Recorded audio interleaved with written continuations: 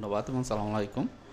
সবাইকে স্বাগত জানাই আরেকটি ভিডিওতে। আজকে ভিডিওতে কথা বলবো কোনো রকমের ওষুধ ছাড়া বা ওষুধ না খেয়ে মানসিক রোগের যে সমস্যাগুলো সেগুলো কাটিয়ে ওঠা যায় কিনা। আমি আছি কাউন্সেলিং সাইকোলজিস্ট আসাদুজ্জামান রাজু। খুবই গুরুত্বপূর্ণ একটি ভিডিও হবে, কারণ অনেকের ভিতরেই মানসিক যে সমস্যা বা মানসিক যে ডিসঅর্ডারগুলো, রোগগুলো এখান থেকে বের হয়ে আসার জন্য অনেকেই চেষ্টা করেন।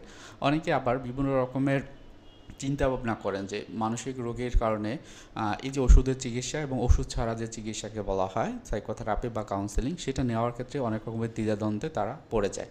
সুতরাং তাদের ক্ষেত্রে আমি বলবো যে ওষুধ ছাড়াও আপনারা মনের রোগ বা মানসিক সমস্যা থেকে মুক্তি পেতে পারেন। আমরা বলি আপনি যদি নিজে নিজে চেষ্টা করেন, কিছু কিছু সেলফ হেল্প টেকনিক রয়েছে যেগুলোর মাধ্যমে আপনার মনের যে সমস্যাগুলো সেগুলো অনেক ক্ষেত্রেই কমে নিয়ে আসতে পারেন, এবং ওষুধ ছাড়া যে চিকিৎসা সেটিও আপনারা করতে পারেন, যেটিকে আমরা কাউন্সেলিং বা সাইকোথেরাপি বলি।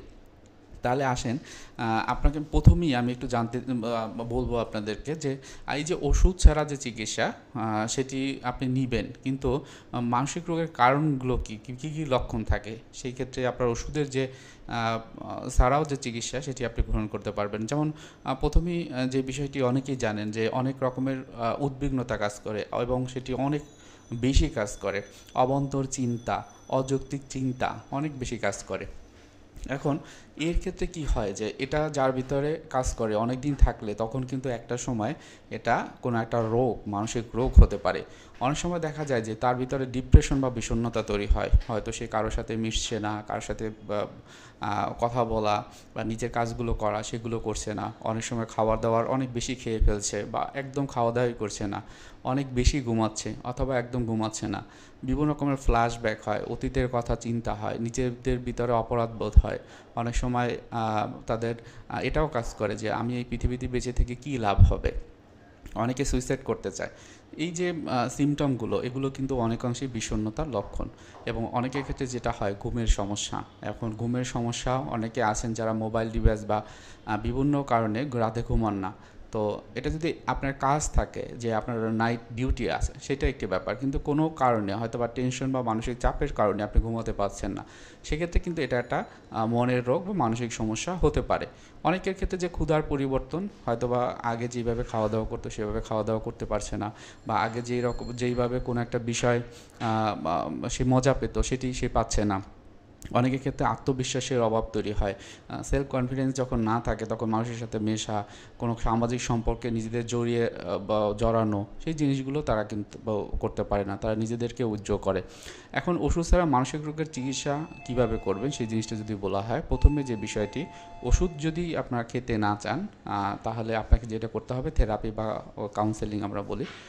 থেরাপি বলতে সাইকোথেরাপি। এখন সাইকোথেরাপির বিভিন্ন ধরন রয়েছে, যারা প্রফেশনালি কাউন্সেলিং সাইকোলজিস্ট বা ক্লিনিক্যাল সাইকোলজিস্ট তারা এই বিষয়গুলো জানেন এবং পেশেন্টের লক্ষণ অনুযায়ী এগুলো অ্যাপ্লাই করে থাকেন।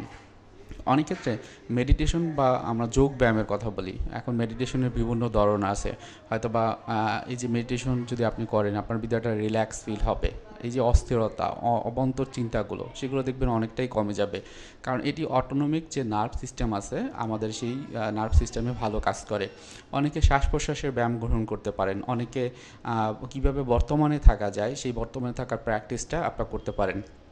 সামাজিক সম্পর্কের ক্ষেত্রে যে গুরুত্বপূর্ণ বিষয়টি সেটি হলো অন্যদের সাথে মেশা, নিজের মনের অভিব্যক্তিগুলো প্রকাশ করা।